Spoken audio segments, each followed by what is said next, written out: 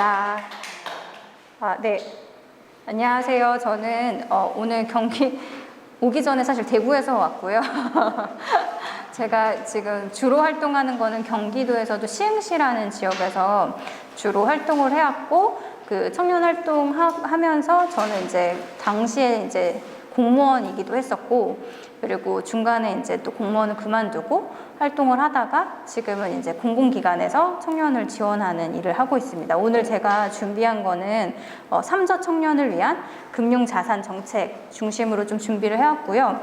삼저 청년이라는 거 좀 처음 들어보셨을 수도 있는데, 보통 이제 저신용, 저복지, 그리고 저소득 상태에 있는 청년들을 저희가 삼저 청년이라고 이제 이야기를 하는데요.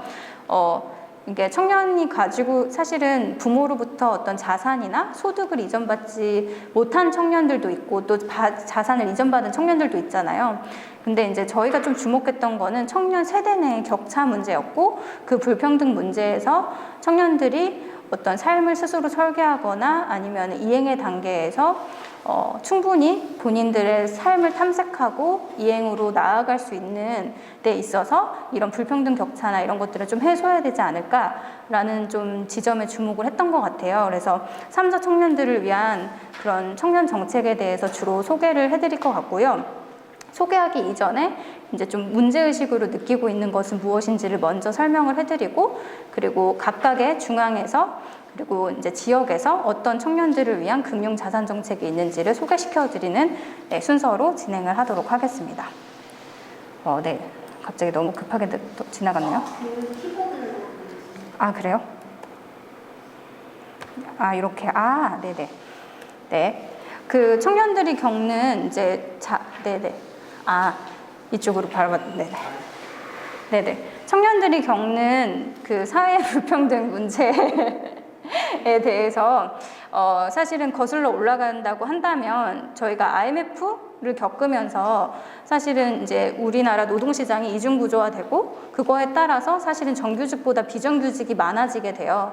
이제 삶이 사실은 안정되기보다는 불안정한 상태를 겪다 보니까 사실은 대학교에 대한 진학률도 높아지고, 2000년대에는 거의 80%의 대학 진학률이 이르게 되는, 그래서 사실 어떻게 보면은 좀 안정적인 직장에 대해서 선호하는 경향성을 보이기 시작을 하거든요. 그게 이제 IMF를 겪으면서 심화되었고, 더 사실은 그게 확고히 된 거는 2008년 글로벌 금융위기를 겪으면서예요. 근데 그 중반부 2000년대에 그 우석훈이라는 그 학자분이 주목했던 것 중에 하나는 경제적 격차에 의한 사실은 불평등 문제가 우리 사회에 매우 심각한데, 그 중에서도 더 우리가 주목해야 되는 것은 노동시장에서 특히 비정규직에 있는 청년들 같은 경우엔 돈을 벌어도 사실은 가난할 수밖에 없는 워킹푸어 상태에 이를 수밖에 없을 것이다. 근데 그때 당시에 이게 그 88반원 세대라는 책을 통해서 그 내용들을 담았는데, 왜 충격적이었냐면, 이제 당시에 그 비정규직이 버는 평균 임금보다 청년들이 더 못 벌었어요, 평균. 그러다 보니까 실제로 88만 원 정도를 벌어서는 생계를 잘 유지할 수도 없고, 그리고 본인들이 뭐 자산을 형성하거나 다음 단계로 나아가는 데 있어서 계속 사실은 빈곤의 악순환을 거칠 수밖에 없는, 근데 이게 우리나라는 계속 발전을 해왔던 나라잖아요. 그렇기 때문에 대부분 부모 세대 분들은 겪지 않았던 일이거든요. 어느 정도 본인이 직장에서 일을 하면 보통은 한 8년 안에는 집을 구할 수 있고, 집을 살 수 있고, 내가 내 가정을 다 책임질 수 있는데, 당군 이래로 최초로 부모보다 못 사는 세대의 출현이었기 때문에 이 88만 원 세대라고 하는 것이 상당히 센세이션을 일으켰고, 거기서도 가장 중요하게 생각했던 건 불평등 문제였어요. 이게 결국에는 불평등 문제라고 하는 것은 격차를 의미하잖아요. 근데 그 격차가 한 개인의 삶에만 영향을 주는 게 아니라 그 개인의 삶의 평생에도 영향을 주고, 그 개인의 삶의 평생에 영향을 준 그 내용들이 결국에는 사회에도 영향을 미치는. 왜냐하면 결국에는 어떻게 보면은 중위층 중상위 계층의 어떻게 보면 중간 사다리가 무너지게 되는, 그러니까 너무 잘 살거나 너무 못 살거나 간극이 너무 심화되는 거죠. 그래서 당시에 우석훈 아마 그때 교수님이 이 책을 내고 제가 알기로는 엄청나게 인세를 받으실 수 있을 정도로 당시에는 엄청난 센세이션을 일으켰던 걸로 알고 있고, 이것을 시작으로 제가 알기로는 경향신문에서 청년들을 호명하는 용어를 만들기 시작해요. 삼포 세대. 그 유명한 삼포 세대가 이 88만 원 세대를 책이 나온 이후에 경향에서 삼포 세대라는 이제 명명을 하고 각종 언론에서 뭐 나중에는 다 꿈도 모두 다 포기했다 해서 M4 세대까지 만들어내는, 그래서 사실은 청년들이 겪고 있는 불평등 문제에 주목하면서 청년들에 대한 이야기들이 우리 사회에서 계속 나오기 시작했다라고 보실 수 있고요. 그리고 네, 이거나요? 네. 그러다 보니까 이제 좀 세대가 흘러 한 이제 제가 알기로는 제가 그때 2013년 14년 당시였던 것 같아요. 그 세대 내의 격차에 대해서 주목하기 시작했고, 한국 그 한겨레 경제사회 연구원에서 최초로 어떤 연구를 하냐면 그 청년들 세대 내의 격차 문제에 대해서 주목을 하고, 그리고 청년들이 미래에 대해서 희망적으로 평가하는지 아니면 미래를 되게 절망스럽게 평가를 하는지 인지를 하는지를 연구하기 시작해요. 그러면서 사실은 청년 세대 내에도 상당히 부모로부터 자산이나 아니면 소득을 이전받지 못한 청년들에게는 계층이 존재한다. 이게 뭐 사실은 인도와 같이 우리가 신분제 사회는 아니지만 금수저부터 흑수저까지 정말 다양한 그런 청년들이 있고, 그때 이제 청년들이 뭐 그 흑박 보고서라고 해서 사실은 어떻게 보면은 본인이 그 불안정한 삶을 살아가는 청년들의 그런 건강 문제, 먹거리 문제 역시도 위협을 받고 있다라고 하는 것에 주목을 하면서 수저 계급론이 되게 급부상하기 시작합니다. 그래서 요즘에는 무슨 얘기도 나오냐면 저는 재작년부터 들었었던 건데, 그 20대 친구가 하는 말이, 저는 이제 흑수저도 아니고 초미세먼지 수저밖에 아예 잡히지 않는, 흙은 잡히기라도 하는데 한 줌 본인은 잡히지 않는 수저인 것 같다, 뭐 이렇게 얘기하는 청년들도 있더라고요. 그래서 그런 이야기를 들으면서 정말로 사람이 이렇게 삶을 살아가는 데 있어서 청년들이 다 본인들이 살아가는 그런 기반 구조가 다르기 때문에 어떤 청년도 삶이 다 똑같진 않지만 이 경제적인 거에 있어서의 격차 문제는 사실 되게 심각하구나, 이런 것들을 좀 느꼈던 것 같고요. 이거를 이제 올해 이제 발간한 책인데, 서울연구원에서 연구 자료로 장벽사회와 청년 불평등 메커니즘이란 연구를 했어요. 근데 거기서 불평등 메커니즘을 좀 정리한 내용인데요. 오늘 좀 공유를 해드리고 싶었던 것 중에 하나가, 결국엔 우리가 금융자산과 관련된 파트에 어떤 정책을 제안하고 그 정책을 좀 이제 부산시와 같이 거버넌스 하는 과정에서 만들려고 하는 건데, 결국에는 그 금융과 자산 정책이 지향하는 건 격차를 완화시키기 위한 하나의 수단이잖아요.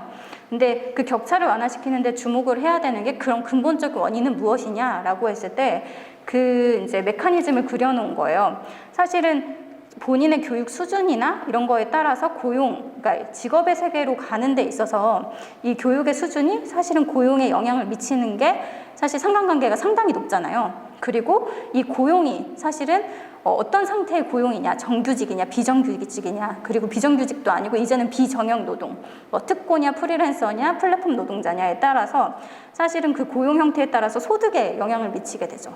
그리고 그 소득은 결국에 소득이 충분하게 안정적으로 잘 쌓이는 사람들은 자산을 형성하죠. 그리고 자산이 형성되면 보통은 주택을 구입하거나 땅을 구입하죠. 근데 그 주택이나 땅의 지가가 올라가면 자산의 또 가치를 상승시키죠. 그리고 자산이 상승되면 본인이 소득 수준을 높일 수 있는 자리로 위치 이동이 가능하죠.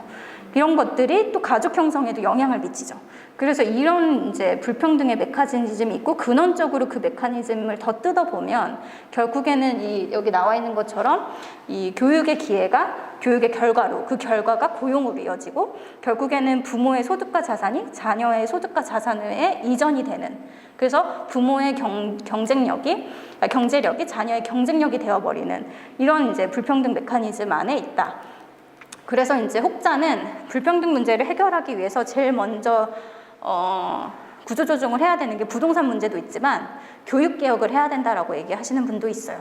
교육이라는 것이 근원적으로 어떻게 보면은 내가 사실은 어떻게 보면 선택할 수 있는 상황이 아닌 거잖아요. 주어지는 거지. 그리고 그 교육에 같은 경우도 우리가 뭐 국가에서 초중고등학교를 무상교육을 한다고 하더라도 사실은 무상교육이라는 제도권 안에 저희가 있는 것일 뿐이지 어떤 교육을 내가 습득을 하면서 자라오느냐, 어떤 환경에서 내가 어떤 경험과 역량을 축적하느냐에 따라서 사실 그 교육의 결과가 다르잖아요. 그렇기 때문에 핵심은 뭐 교육개혁이다라고 얘기하시는 분들도 있습니다. 그래서 사실은 좀 정리를 하자고 한다면 사실은 이렇게 불평등 구조가 더욱 심화되는 사회 속에서 우리가 마주하는 사회적 환경이 상당히 녹록하지 않아요. 특히 교육 격차로부터 시작해서 본인이 이제 직업의 세계, 노동으로 이행하는 데 있어서도 격차가 발생되죠. 그리고 격차가 그게 그냥 끝나는 것이 아니라 이 일자리 격차는 결국에는 거기에서 소득이 안정적이냐 안정적이지 않느냐. 왜냐하면 이게 주택을 살 때 우리가 부모로부터 자산을 이전받은 경우에는 주택을 어떻게 보면 이전받은 거기 때문에 사실은 크게 문제되지 않지만 보통의 청년분들이 주택을 구입하려면 대출을 받잖아요. 대출을 받는다 하더라도 본인의 일이 불안정한 노동 상태에 있으면 더 많은 금리를 내야 되고 그리고 더 사실은 대출해줄 수 있는 기준 한도가 까다롭기 때문에 대출 받을 수 있는 금액도 한정되어 있죠. 그렇기 때문에 자산을 축적하거나 살 수 있는 유일하게 사실은 우리가 그게 땅과 부동산이라고 얘기를 하는데 금융에 있어서도 계속 마주하는 신 자체가 절벽일 수밖에 없는. 그래서 사실은 이 빈곤이라고 하는 것 자체가 어떻게 보면 계층의 이동사다리가 완전히 무너진 상태에서 한번 빈곤 트랙에 빠지면 이 빈곤의 트랙을 예전에는 개천에서 용난다는 말이 통할 시기에는 빈곤을 극복할 수 있었어요. 개인이 스스로 노력을 해서. 그렇지만 아무리 노력을 해도 지금은 극복을 할 수가 없는, 그러니까 완전히 빈곤의 함정에 빠지게 되고 이게 청년기에만 문제가 아니라 장년, 노년으로 갈수록 심화되고 결국엔 노인 빈곤층이 될 가능성이 더 높아지게 되는 그런 구조를 가지고 있고 이 문제에 더 주목을 해야 되는 이유는 청년기가 아니라 계속 연속되는 문제인 거잖아요. 그리고 그거에 따라서 사회보장 부담 그러니까 금액이 더 높아질 수밖에 없죠. 그러니까 이거는 사실은 국가에서도 이 중간의 허리를 어떻게 만들 것인가 그리고 이 격차를 어떻게 완화시켜서 실제로 본인들이 자기 탐색을 하고 그 다음 더 나은 단계로의 노동의 이행, 직업의 세계 1호의 이행을 도울 것인가 이것도 되게 중요한 문제라고 볼 수 있습니다. 그리고 보통은 지금 부동산 문제랑 관련해서 예를 들면 뭐 LTV, 금융 관련해가지고도 논쟁이 많은데 원칙을 세워야 돼요. 그러니까 고가 주택에 한해서는 강력하게 대출에 대한 이자 금리도 사실은 다른 나라 같은 경우에 높게 받거든요. 그리고 오히려 가난할수록 금리를 낮춰줘요. 근데 우리나라는 반대죠. 불안정할수록 그리고 그 자산이나 소득이 잡히지 않을수록 아예 대출을 못 받거나 아니면 정부에서 대출을 해준다 하더라도 일정 정도 예를 들면은 5천만 원 정도의 전세 대출을 받는다고 했을 때 1,000만 원 이상을 갖고 있지 않으면 전세 그 대출을 받을 수가 없어요.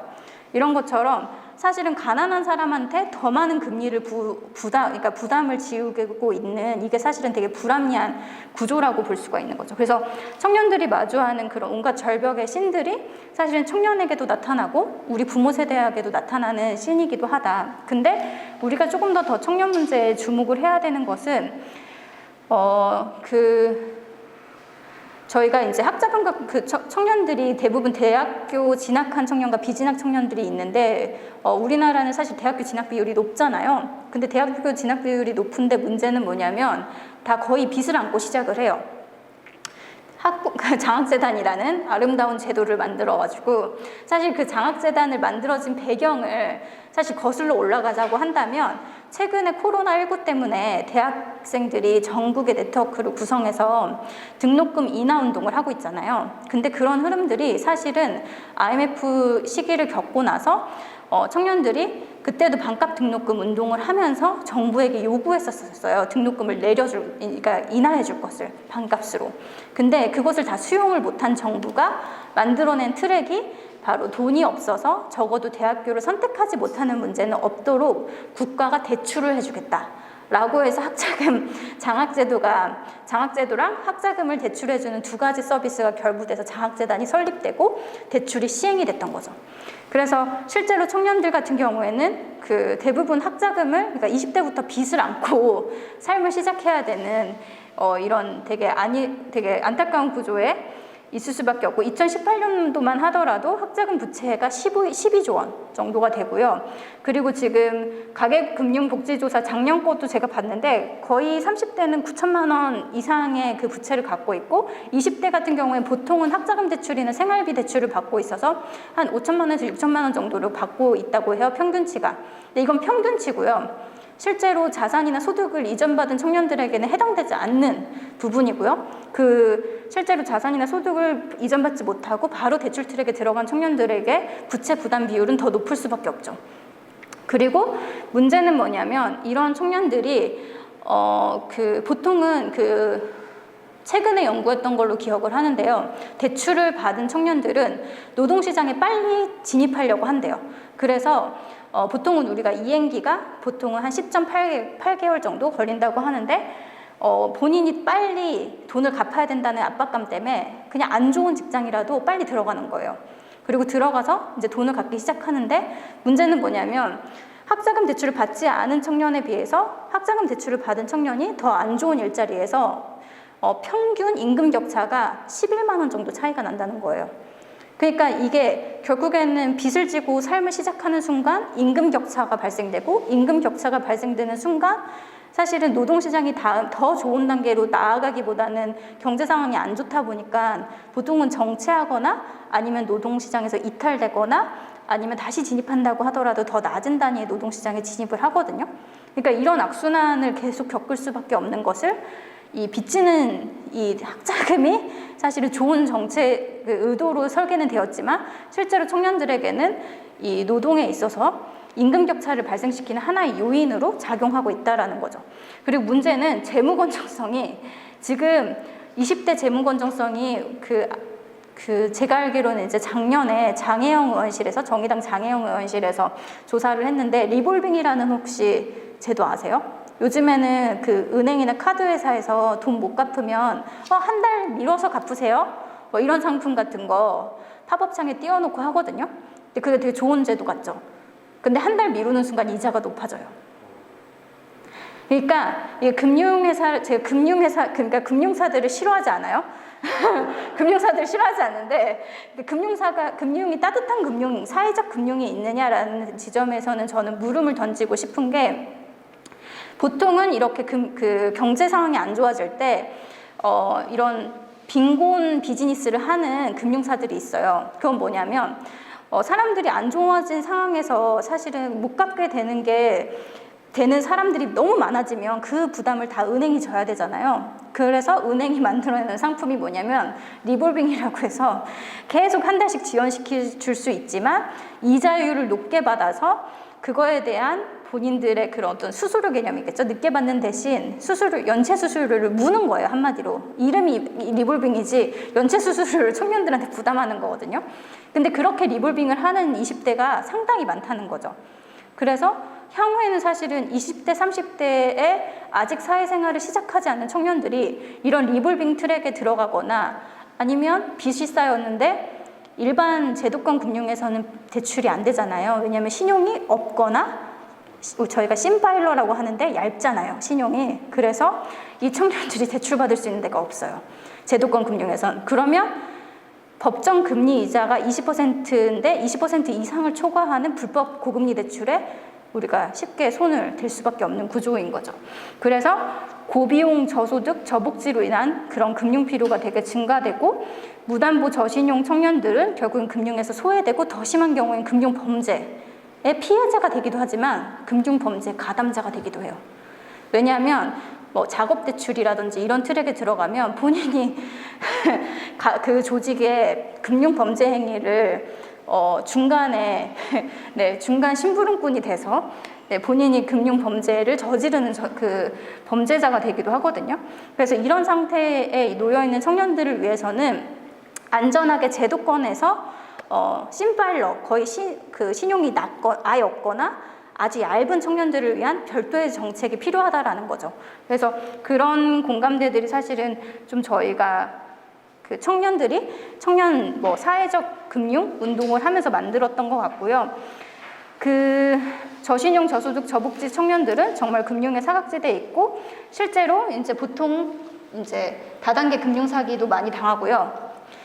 이제 초금리 불법 대출, 이게 진짜 대단한 게 저도 이거 관련돼서 추적을 해보니까요. 지금 법적 금리가 20%잖아요. 이상을 초과할 경우에는 불법 고금리 대출이거든요. 근데 보통 불법 고금리 대출이 뭐 한 달 혹은 3달 무이자라고 선전을 해요. 그리고 여성 대출, 여성 전용 대출도 보통은 3개월 정도는 무이자예요. 근데 잘 생각해 보세요. 신용도가 낮고 그리고 신용이 얇고 소득도 불안정해요. 근데 300만 원 아주 소액의 대출을 받는다 하더라도 300만 원을 3개월 안에 갚을 수 있을까요? 못 갚거든요, 거의. 그렇기 때문에 무이자를 하는 거예요. 그리고 무이자 거기 선전은 무이자만 크게 하잖아요. 근데 그 밑에 막 당구장 표시로 글자 거의 안 보이는 내용들이나 세부 계약 내용들을 다 살펴보면 달별로 이자율이 높아지거나 아니면 거의 배수 개념으로 이자를 받는 경우도 있어요. 그래서 어떤 업체는 1년에 2000% 이상의 이자를 받아요.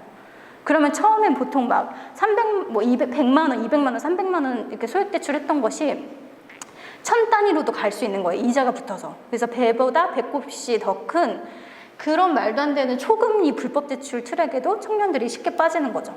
그리고 이제 스스로 구제하는 내구제, 그리고 대포통장 만드는 거, 이런 거 대포통장 이런 거 불법이거든요. 그럼 대포통장 만든 거 가지고 협박을 해요. 금융사들이. 너 대포통장 만드는데 너 같이 가담했기 때문에 이제 너 만약에 우리 신고하게 되면 너도 범죄자가 되는 거야. 뭐 이렇게. 그리고 뭐 대리입금을 한다거나 아니면 작업 대출을 한다거나 이런 게 다 사실은 불법 대출인데 여기 트랙에 한번 들어가게 되면은 다시 회복할 수가 없는 거죠. 그래서 가끔 가다가 저희가 안타까운 뉴스 기사를 보는 게 스스로 목숨을 끊는 청년들도 많잖아요. 이런 불법 고금리 대출이나 금융사기를 당하는 경우에는.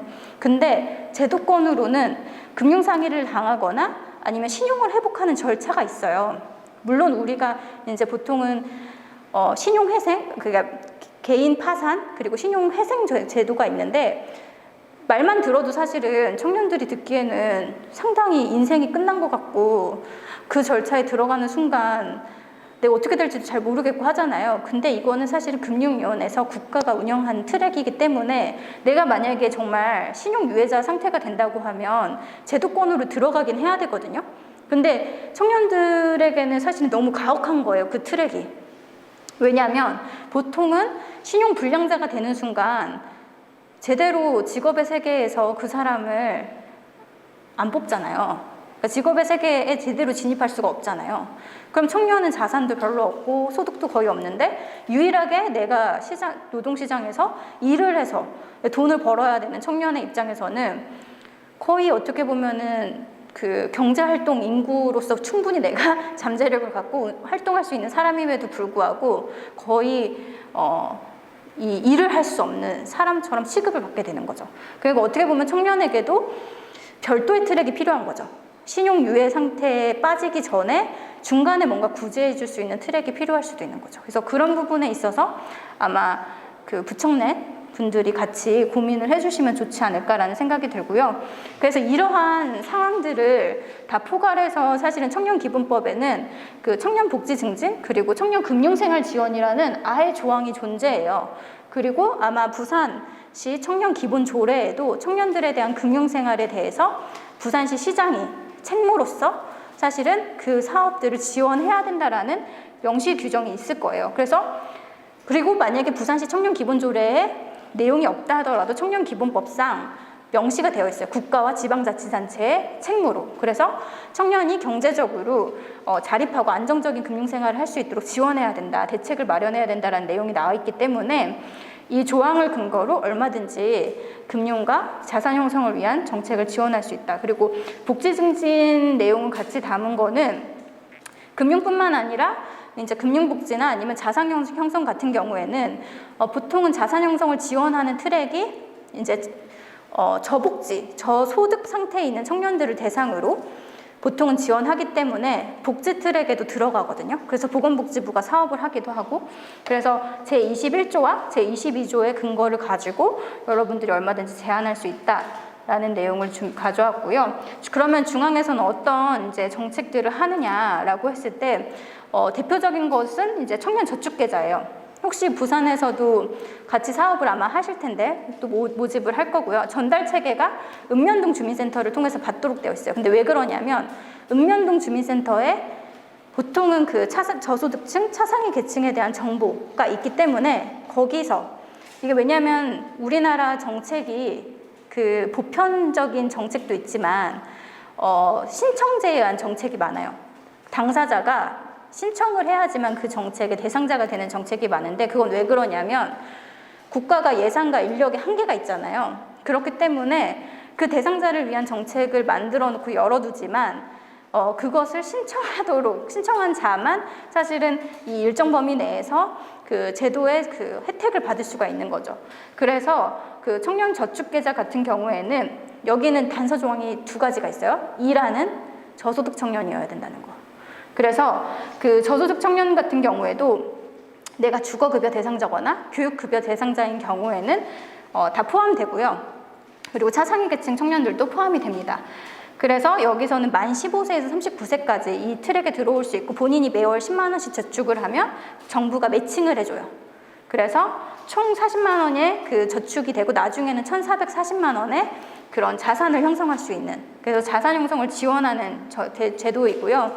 이 정책에 좀 신청을 하거나 관심 있는 분은 읍면동에서 상담을 하면 사실은 접수가 되는데 청년들이 읍면동, 그러니까 행정복지센터가 되게 익숙하지 않잖아요. 근데 저는 청년분들이 우리 지역, 내가 발을 딛고 살아가는 우리 마을에 동주민센터가 어디 있는지, 그리고 위급할 때 그 센터에 가서 뭐든지 문의할 수 있다는 것을 좀 알아두셨으면 좋겠어요. 왜냐하면 저도 이제 작년에 저희 시흥에서 고독사한 청년이 있는데 예를 들면은 이제 50대, 60대 어르신들은 이런 제도권에 대해서 적극적으로 본인이 권리 행사를 해요. 왜냐하면 시민이기 때문에 한 명의 시민으로서 내가 마땅히 누려야 될 권리가 있는 거잖아요. 그리고 국가는 국민의 삶을 지원해줘야 되는 마땅한 의무가 있는 거고, 그렇기 때문에 보통은 한 5, 60대 이상의 어른들은 동주민센터에 뭐 당장 내가 밥을 못 먹거나 내가 당장 어떤 위기 상황에 봉착했거나 뭐 예를 들면 비가 이제 많이 와가지고 우리 집에 물이 찼다 이러면 사실은 청년들을 보면 우리가 그냥 개인이 어떻게 막 치우고 막 이러잖아요. 근데 손을 쓸 수 없는 뭐 하수구에서 막 올라오고 막 이렇게 비가 찼다 이러면 어른들은 다 동사무소에 다 찾아오세요. 그래서 막 거의 막 이렇게 차분하게 말씀하시는 분도 있지만 막 소리를 지르면서 막 이거 빨리 고쳐주고 빨리 대응해달라 막 이렇게 얘기하거든요. 그러면 동에서 동복지 전달 체계가 있어서 동에서 공무원분들이, 사회복지사분들이 현장을 방문해서 관련해서 해결해 줄 수 있는 방법들을 같이 고민을 해주거든요.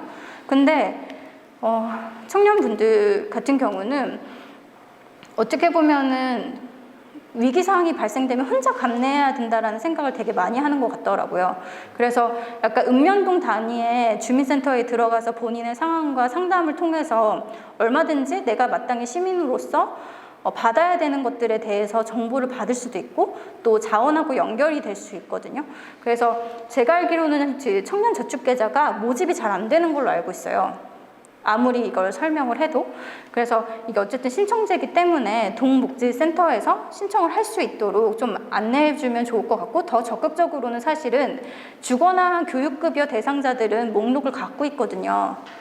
그러면 예를 들면 현장에 방문하는 사회복지사가 그런 청년들이 있는 세대에 한해서는 세대 확인을 가능하잖아요. 그럼 이런 정보를 전달하게끔 제안할 수도 있겠죠.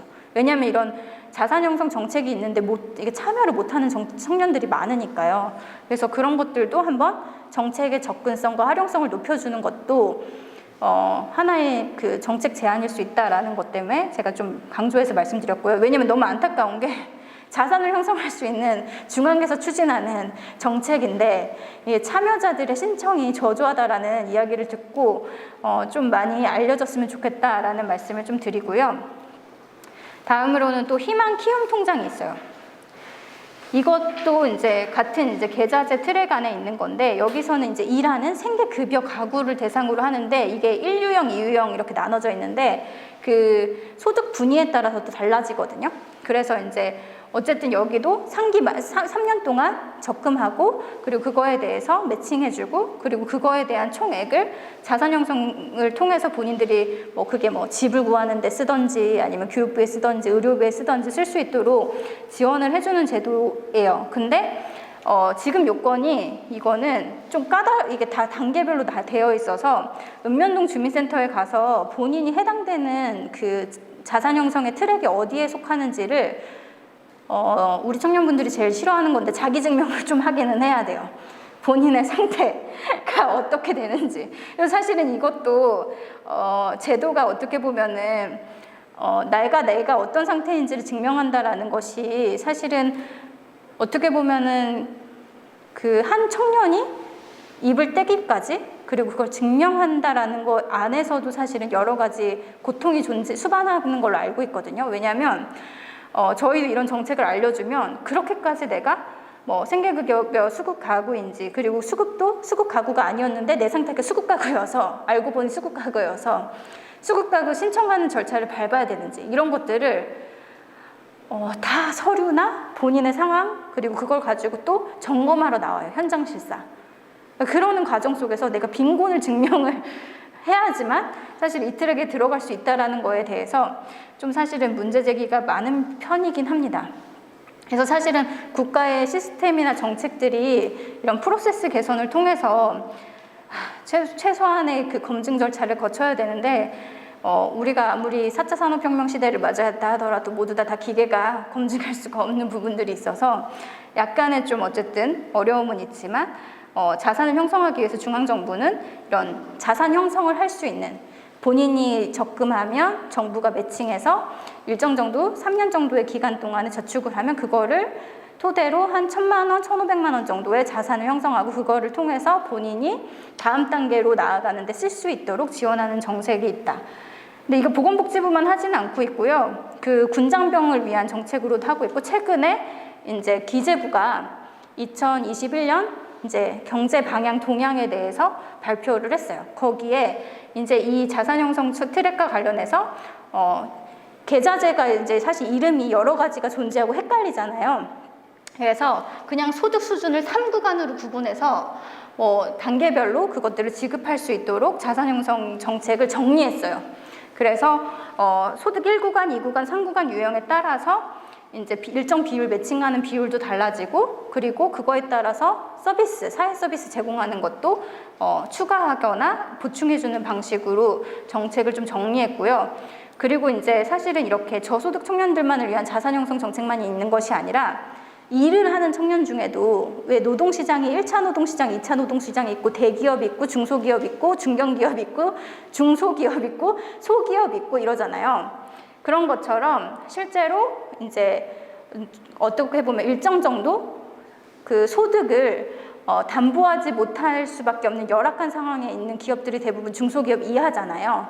그래서 대기업 다녀서 사실은 복지 혜택을 받거나 적정 수준의 이상의 금액의 소득을 발생시키는 청년이 아닌, 임금 격차가 존재하고 노동 환경도 불안정하고 한 그런 중소기업에 재직하는 청년들에 한해서는 내일 채용 공제라고 해서 그 공제를 통해서 이제 마찬가지로 정부가 청년이 저축하면 청년이 매칭하는 방식으로 지원하는 사업이 있고요.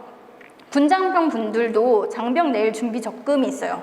그래서 요즘에 군인분들도 월급도 많이 오르고 사실은 쓸 데가 많이 없잖아요. 그럼 본인이 사실은 이 트랙에 들어오면은 군 제대 이후에 본인이 어느 정도 자산을 축적한 다음에 시작을 할 수 있거든요. 그래서 어떻게 보면 저소득 청년, 중소기업 청년, 그리고 군내 복무하는 청년에 한해서는 일정 정도 자산을 형성할 수 있는 정책이 있는데, 공통점은 소득을 본다.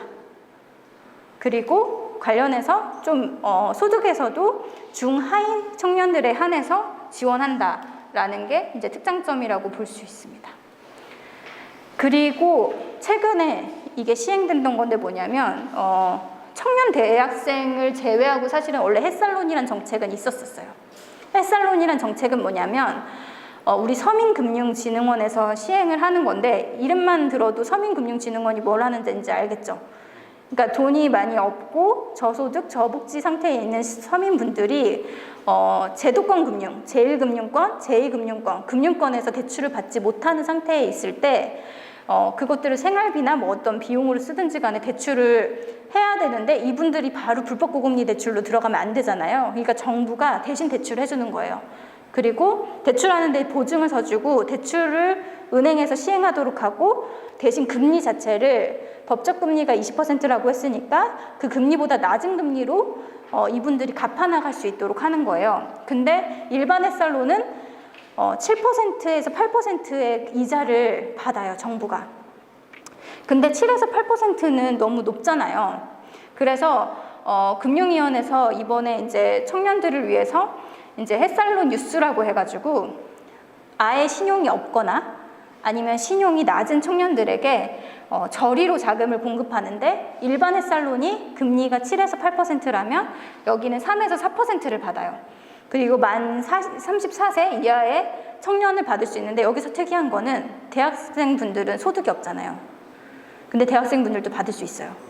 미취업한 청년, 일자리를 구하지 못한 청년도 이 대출을 받을 수가 있어요. 근데 1년에 600만 원 한도가 있고요. 생애에 걸쳐서 총 1,200만 원까지밖에 받을 수 없고요.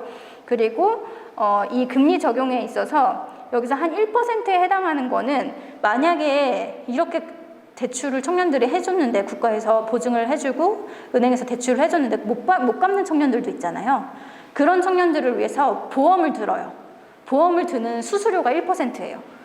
그래서 그 3에서 4%는 본인이 어떤 상태에 있는지에 따라서 금리가 달라지고 그 포함된 금리 중에 1%는 어떻게 보면 보증보험 수수료다라고 생각을 하시면 됩니다.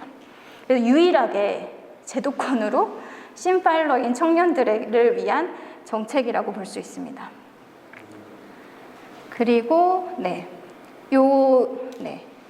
이거는 그리고 저희가 청년 금융 정책과 관련해서 이제 부채 중심으로 설명했다면 저희가 이제 그 대출하는 트랙에서 모든 뭐 생활비를 쓰든 아니면 그게 뭐 본인 교육비든 의료비든 이렇게 어떤 명시적 항목에 해당하는 거를 포함하지 않고 그냥 이렇게 마이크로 크레딧 개념으로 저리로 금리를 대출해주는 상품을 여태까지 봤다면 지금은 중앙정부에서 하고 있는 주택금융과 관련된 부분이에요. 이 부분도 이 금융정책에 포함되어 있거든요. 그래서 여러분 혹시 나이가 만 19세에서 34세라면 혹시 청약 그냥 일반 청약 드시지 마시고 저 무슨 상품 팔러 나온 사람 같네요. 청년 우대 청년 청약 통장을 꼭 드세요. 그러면 매월 2만 원부터 시작할 수 있거든요. 이걸 납부하면 우대 금리를 적용시켜줘요. 그리고 3.3%의 이자율을 제공하거든요. 이거 엄청 높은 거예요. 법정 금리 자체가 1%인 시대에서 이 3.3%의 이자율을 제공하는 거는 특별 혜택이거든요. 그래서 금융위원회에서 이 청년들에게 청약 우대 통장이라는 걸 만들어서 그 특별 우대 금리를 적용해주고 있다. 그리고 혜택 사항은 뭐냐면 세대연 전원이 무주택 조건에 맞으면 이자 소득이 비과세예요. 과세 항목에서 빠지게 돼요. 그리고 기존 주택청약 저축에 가입하고 가입 조건이 맞으면 아예 청년 우대형으로 전환이 가능해요. 근데 이 사업이 원래 일몰 사업이었어요. 한시적으로 우대금리로 하는 사업이었는데 아까 기재부에서 2021년 경제방향 동향이라는 거를 발표할 때 이것을 연장하기로 합의를 합니다.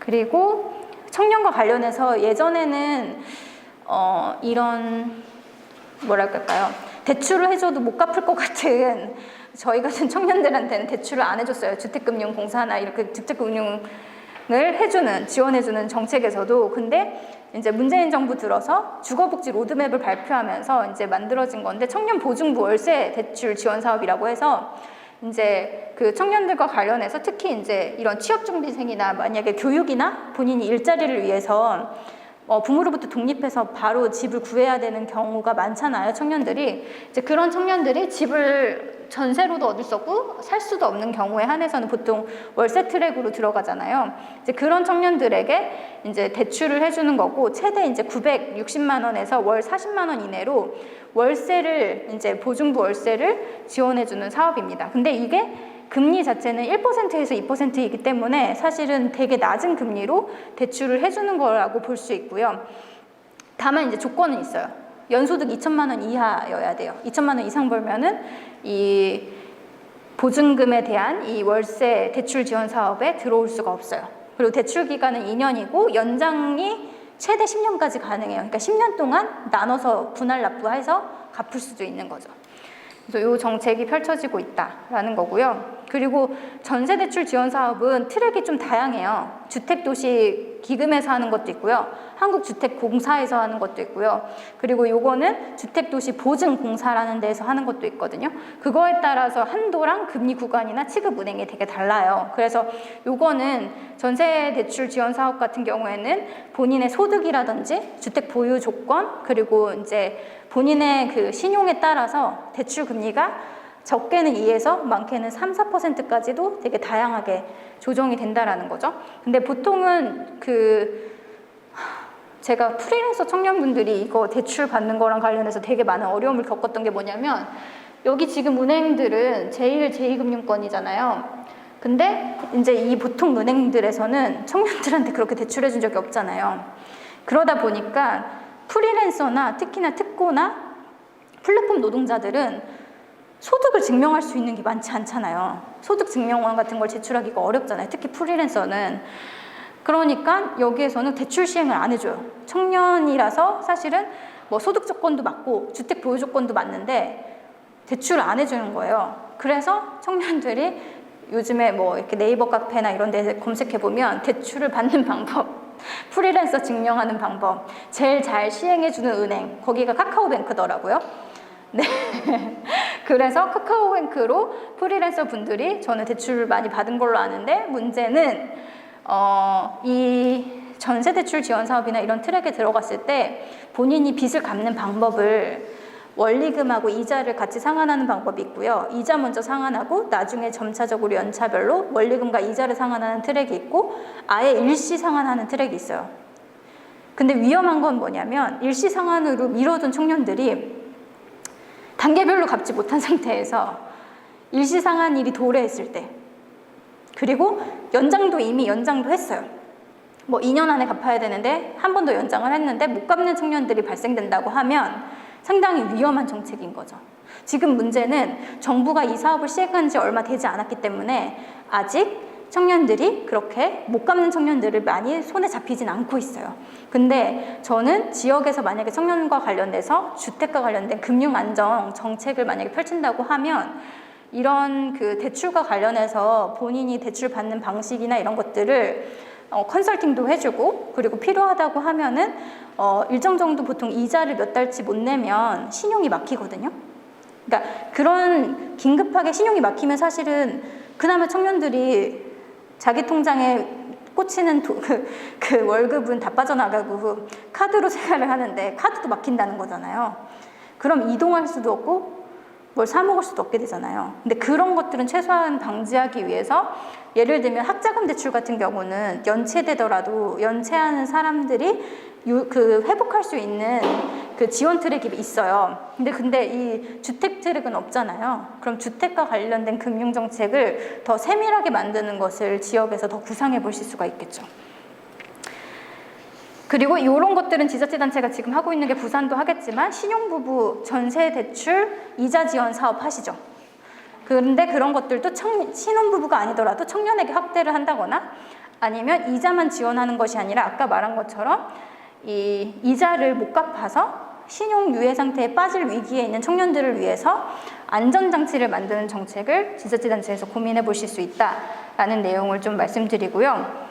그래서 여기는 제가 이게 색깔을 좀 달리해서 갖고 온 게 뭐냐면, 이것도 마찬가지로 최근에 발표한 그 2021년 경제 그 방향에 대해서 기재부가 발표한 자료에서는 우대형 청년 통장 가입을 2년 동안 연장하기로 했어요.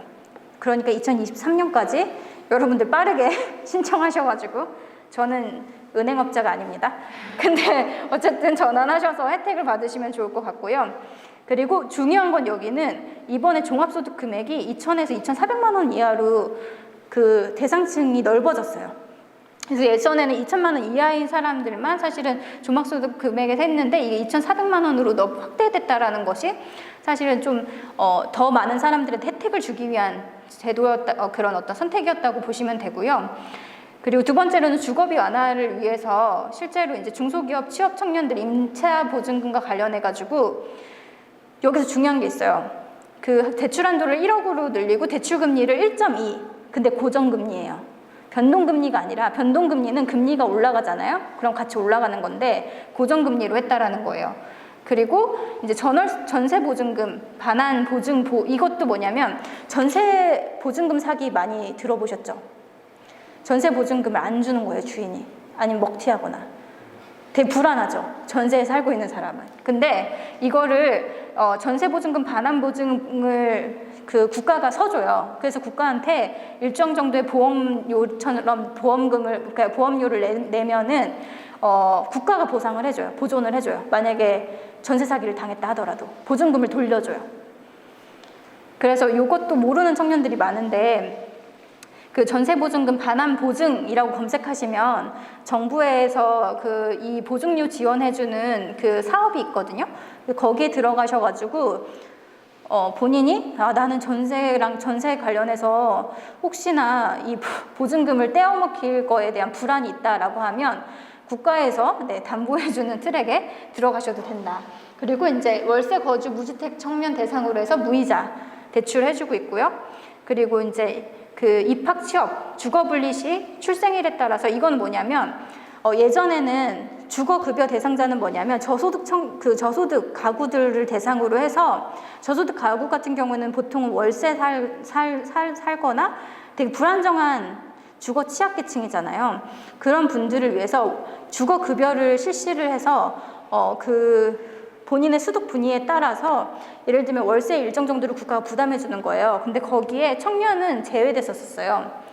근데 그중에 20대 청년들 같은 경우는 주거급여 가구가 있잖아요. 근데 청년들이 그 가구에만 속해 있지 않죠. 보통 20대가 되면 교육이나 일자리를 위해서 부모로부터 독립하잖아요. 근데 내가 주거수급 가구인데 우리 엄마가 받는다고 해서 나한테 떨어지는 건 아니잖아요. 그러면 그렇게 분리해서 사는 주거급여 분리 가구인 청년에 한해서도 별도로 주거급여를 주는 거예요. 독립할 수 있게. 그래서 요거는 이제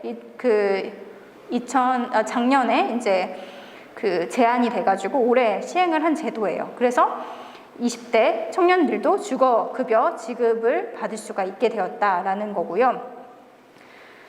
요 내용들 같은 거에 따라서 청년들이 다양하게 이제 주거 그런 복지 지원을 받고 있다라고 아시면 좋을 것 같고요. 지금까지 중앙의 금융 정책을 주로 말씀드렸다고 한다면 다음으로는 지방자치단체. 제가 가져온 거는 광역지방자치단체를 중심으로 가져왔어요. 그래서 첫 번째는 서울시인데요. 이게 지금 저는 좋은 시도였다고 생각하는데 조금 아쉬운 점이 있어요. 청년에서 미래투자 금융지원사업이라고 해서 청년 징검다리 대출을 이제 시행하기 위해서 여기 나와 있는 것처럼 서울시 피플펀드 그리고 희망을 만드는 사람들 이렇게 해가지고 같이 청년들 중에서도 이제 고금리 트랙에 있는 청년들이 있잖아요. 근데 그 고금리를 가지고 대출을 받은 청년들이 실질적으로 이제 서울시가 1인당 3천만 원에 그 한해서 금융대출을 받은 이자를 낮춰주는 그러니까 대환해준다고 하거든요. 내가 금리가 높은 예를 들면 제가 17%의 금리를 내는 데 2천만 원 정도 대출을 받은 청년이에요. 근데 원리금도 못 받고 이자만 막 갚고 있어요. 너무 힘들어요. 근데 이런 청년들을 위해서 17% 이자를 갚던 청년들이 예를 들면은 서울시의 지원금리를 받아서 예를 들면 7%대로 낮춰주는 거예요. 그럼 숨통이 트이겠죠. 네, 이렇게 해주는데 그게 뭐냐면 피플펀드라는 금융 스타트업하고 같이 이것을 시행을 했던 거예요. 근데 문제는 중앙정부에서 피플펀드라는 금융 스타트업은 안정적이지 않다. 제일금융권이나 안정적인 금융권하고 시행을 해라 라고 하게 되면서 이 사업이 사실은 뭐 지속하는 데 있어서 조금 약간 어려움을 겪게 되죠. 그래서 이후에 서울시는 이제 카카오뱅크를 통해서 카카오뱅크에 이제 개인 사업자가 대출을 받게 되면 그 받은 비율이 소득에 따라서 금리가 다르잖아요. 그것들을 좀 낮은 금리로 대환시켜주는 정책을 이제 추진을 하게 됩니다. 그리고 이제 광주 청년드림은행 진짜 유명한 사례인데 혹시 아시나요? 네, 여기도 저도 예전에 그러니까 청년신협에서 제가 사무국장을 한 적이 있어요. 근데 제가 청년신협에서 근무하니까 청년신협 저는 추진위원회예요. 신협이 만들어지지 않고 신협을 만들기 위한 추진위원회를 운영 중이었는데 전라도 광주에 있는 친구라고 전화가 왔는데 본인이 그 디자인 어시래요. 근데 6개월 동안 일을 못했대요. 그래서 조금씩 벌어둔 돈을 가지고 어떻게든 생활을 하다가 한 일주일 이상을 굶었다고 하더라고요. 그래서 근데 이제 그 친구가 혹시 어디 사냐고 물어보니까 전 처음에 서울 친구인 줄 알았는데 광주에 산다고 하더라고요. 그래서 제가 빠르게 그럼 광주 드림은행에 전화해봐라. 그래서 여기에서 이렇게 재무관리 상담도 받을 수 있지만 신용회복 및 연체 예방 지원 사업이 있는데 만약에 이 상담 트랙을 받고 본인이 긴급하게 좀 어느 정도 생활이나 하는 데 있어서 좀 금전적 지원이 필요하다고 하면 1인당 80만 원을 분할 지원으로 해주고 있거든요. 그래서 이 트랙에 빨리 들어가시는 게 좋겠다라고 안내를 해준 적이 있어요. 그래서 이 광주 청년드림은행은 재무랑 관련해서 청년들이 내가 갑자기 신용이 막히거나 소득이 단절돼서 당장 먹고 살 수가 없는 청년들이 있잖아요. 이제 그런 청년들을 위해서 상담도 해주고 솔루션도 제공해주고 솔루션 제공해준다는 게 그 사람이 다양한 제도랑 연결될 수 있도록 또 연결을 해줘요. 그러니까 보통은 우리가 사회복지관이 한 명의 사실은 저소득층 분이 계시다고 하면 그분에게 필요한 정책적 자원을 연결해주는 역할을 하잖아요. 마찬가지로 청년드림은행이 그런 역할을 해주는 거예요. 그래서 상담을 통해서 신용회복을 도와주거나 아니면 그 친구가 지금 당장 일은 할 수 있는 상태예요. 그러면 공공 일자리를 연결해주거나 하는 방식으로 공공 자원을 연결해주는 역할을 하죠. 근데 만약에 우리 부산에 이런 게 없다고 하면 한번 제안해 보실 수가 있을 거라고 생각이 들고요. 그리고 이제 만약에 신용회복이 필요한 청년들이라고 하면 보통은 신용회복이 필요한 청년분들은 당장 먹고 살 만한 먹고 살 수 있는 어떤 돈도 없거든요. 그러면 그 돈이 없는 청년들이 빚을 갚아 나가는 과정을 밟으려면 약간의 생계비는 필요한 거잖아요. 그러니까 그거에 따라서 금전적 지원을 같이 설계해 준 거예요. 정말 디테일하게 설계를 해준 거죠. 그래서 1인당 80만 원 분할 지원의 요건으로 이 3개월 동안의 프로그램을 참여하면 본인이 막힌 신용도 회복하고 일정 정도 본인이 재무 계획에 따라서 계속 돈을 갚아 나가면서도 실제로 본인들이 이런 어려움, 뭐 당장 먹는 것부터 사실은 해결하는 데 있어서 큰 도움을 준다는 거. 그리고 광주시 사례에서 주목할 만한 것 중에 하나가 뭐냐면 제가 알기로는 부산에서도 밀키트 같은 거 이렇게 청년들한테 부산의 F&B랑 이렇게 연결해가지고 주는 사업이 있잖아요. 그런 것처럼 사실은 긴급하게 당장 굶어 죽게 생긴 그런 가구들한테 긴급생활 지원 같은 것들을 각 지자체단체에서 해줘요. 그리고 긴급생활 키트 같은 것들을 주거든요. 그거를 적십자 여러분 아시죠? 보통은 지역의 적십자들하고 연결해서 적십자가 구호물품이라고 하는 것들을 긴급하게 필요한 가정들한테 이렇게 제공을 해줘요. 근데 광주는 청년들한테 그런 긴급 키트를 제공해주는 거를 시행했더라고요.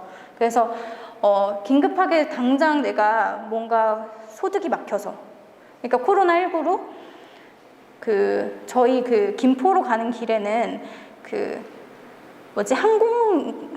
항공사에 취업했던 청년들이 사는 마을이 있었거든요. 거기가 지금 비행을 안 하니까 다 실업자 됐잖아요.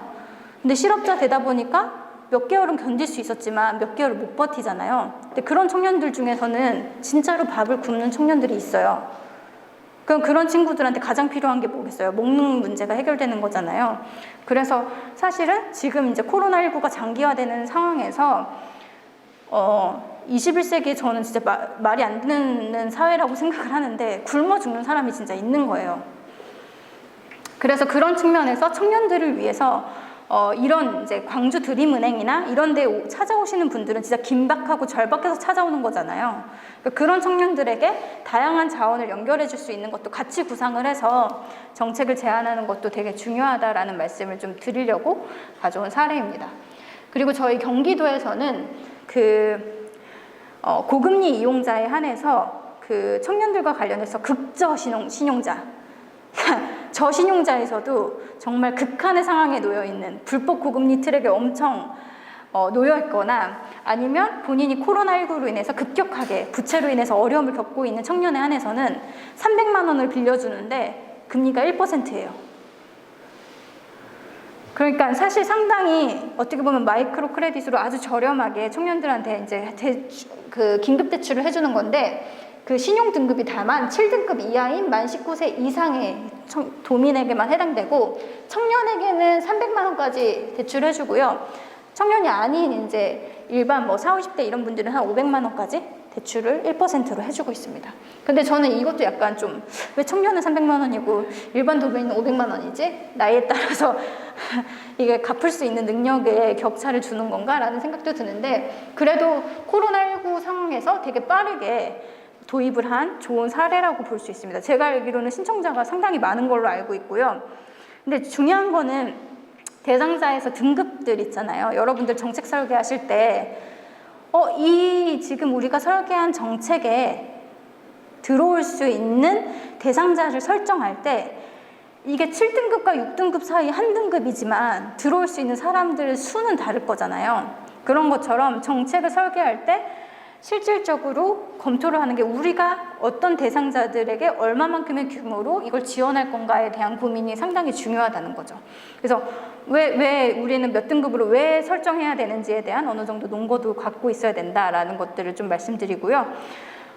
그리고 대략적으로 보통 이 전체 규모는 이 사업의 규모는 한 7천여 명 대상으로 사업을 하고 있어요. 그래서 아주 경기도에서는 어떻게 보면 불법 고금리로 넘어갈 수 있는 청년들과 도민들에게 긴급하게 대출을 해주는 사업을 하고 있고 대출만 해주는 게 아니에요. 채무조정 지원 상담도 해주고요.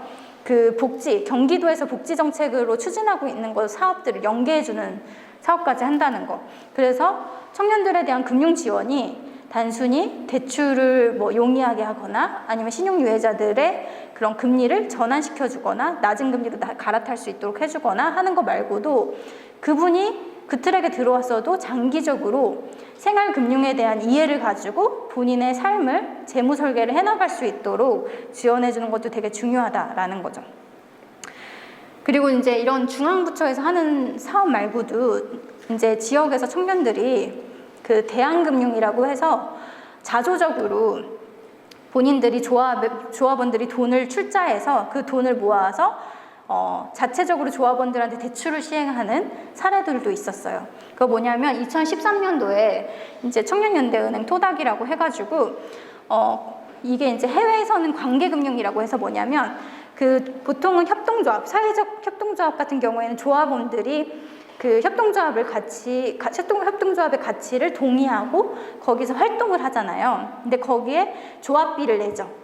그 조합비를 낸 돈을 재원으로 축적해서 그 돈을 어떻게 보면은 조합원과 조합의 관계가 형성이 되어 있잖아요. 신뢰관계. 그 신뢰관계 기반으로 대출을 해주는 거예요. 근데 일반 금융에선 볼 수 없는 거죠. 일반 금융은 신용만 보잖아요. 그 사람이 자산이 있는지 없는지, 소득이 안정적인지 안정적이지 않는지, 소득의 규모 이렇게 보는데 대한금융의 모델은 관계, 신뢰를 기반으로 하고 잠재력을 기반으로 할 수도 있고 되게 다양해요. 그래서 여기에서는 용돈 대출도 있고요. 한 30만 원 정도 받을 수 있는 것도 있고 이제 아무래도 작은 조합에서 하는 거다 보니까 최대 대출 금액은 작아요. 한 150만 원. 근데 조합원으로 가입돼서 6개월, 3개월, 6개월 정도 되면 본인이 조합원으로서 의무를 다하면 이렇게 대출을 받을 수 있도록 사회적 금융으로 이제 이런 협동조합 모델로 추진을 하고 있다라는 거죠. 근데 안타까운 게 하나 있어요.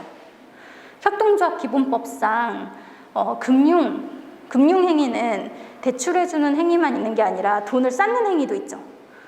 이게 여수신 행위라고 하는데 그것을 금융협동조합을 합법화하려고 했었거든요. 협동조합 기본법을 만들면서. 근데 금융위원회에서 허가해주지 않았어요. 왜냐하면 은행이라는 전문 기관이 아닌데 너네가 대출 시행하는 걸로 인해서 문제가 생기면 그거 관리 감독할 수 없다 라고 해서 금융협동조합이 좀 어려움을 겪는 건 조합원들이 막 돈을 내서 자금이 어느 정도 쌓여야 대출을 시행할 수 있잖아요. 근데 사실은 후원금을 받든 아니면은 뭐 적금을 받든 다양한 방식으로 사실 돈을 쌓는 행위를 허용해주면 이 관계금융이 많이 확대될 수 있잖아요. 근데 우리나라는 그거를 허용해주지 않고 있어요. 은행 업무, 여수신행위는 은행법에 따라서 은행만이 할 수 있고 이런 협동조합이 돈을 쌓는 행위를 못하니까 더 많은 사람들한테 대출을 못 해주는 거예요.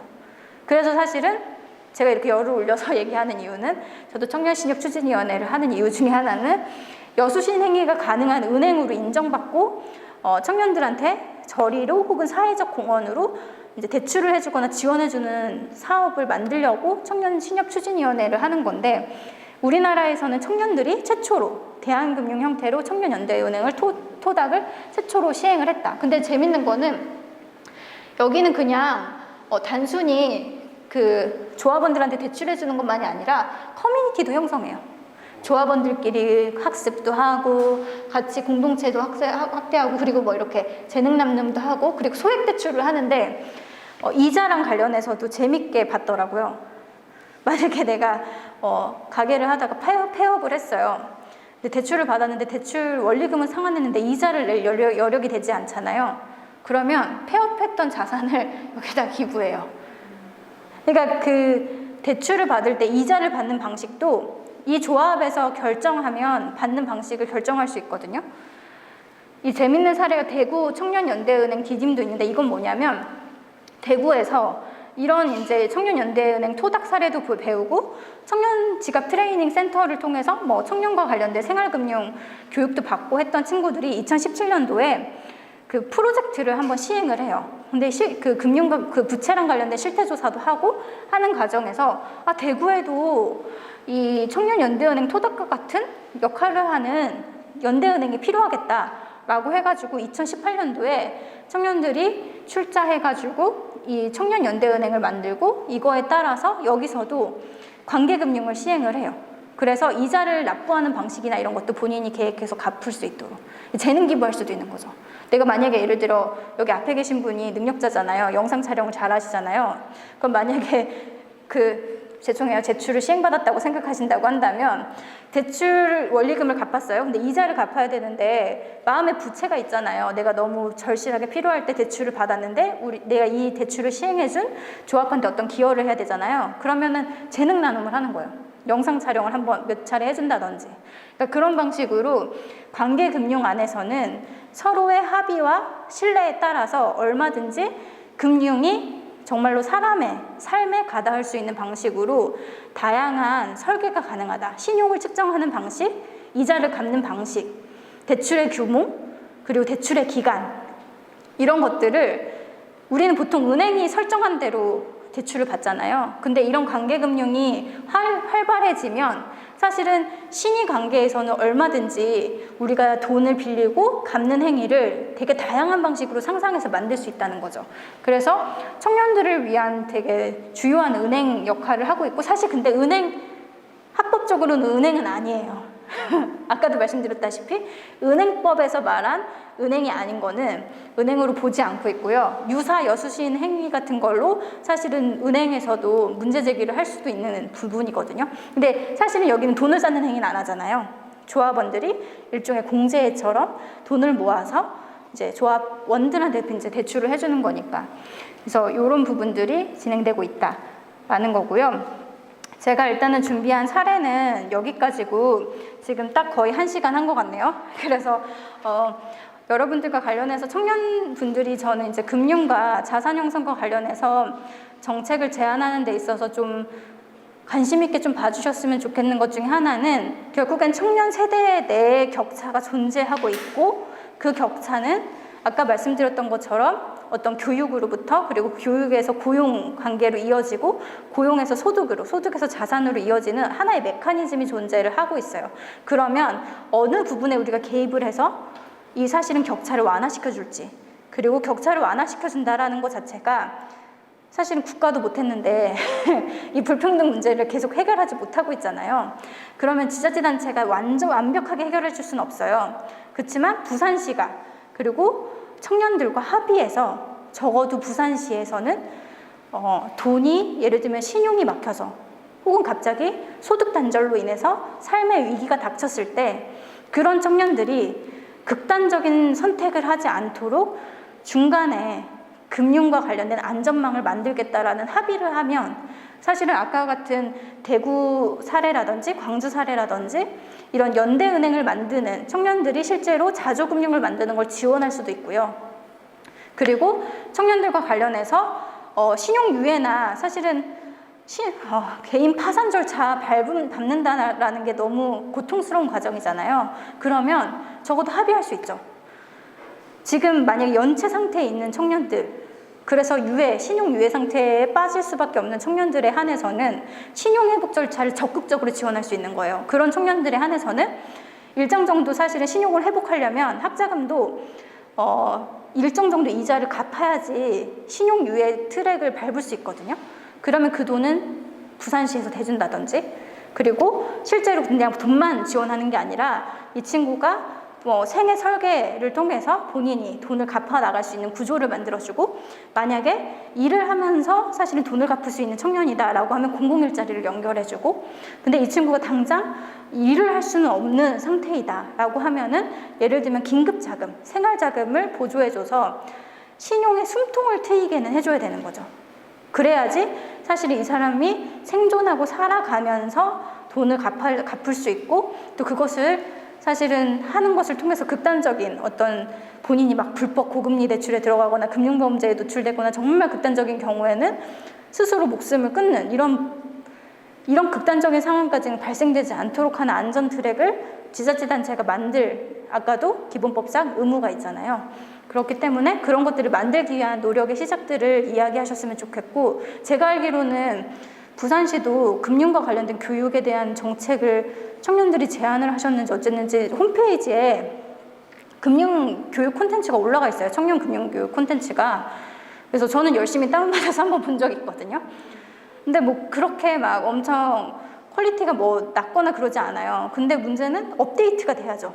연도별로 금융의 상황은 달라지기 때문에. 그래서 뭐 그런 것들 이전에 시행했던 부산시 청년정책도 다시 한 번 더 검토해 보시고, 부산시에서도 서민금융지원센터가 있을 거예요. 같이 할 수 있는 협업 모델도 고민해 보시고, 사회복지 공동모금회랑 같이 청년들을 위한 부채를 지나치게 져서 삶의 위기에 직면한 청년들을 지원하기 위한 것을 사회복지 공동모금회 사업과 연계해서 같이 해보실 수도 있겠죠. 그래서 그런 다양한 제안들을 해보시면 좋겠다라는 이야기로 마치고요. 질문을 받고 끝내도록 하겠습니다.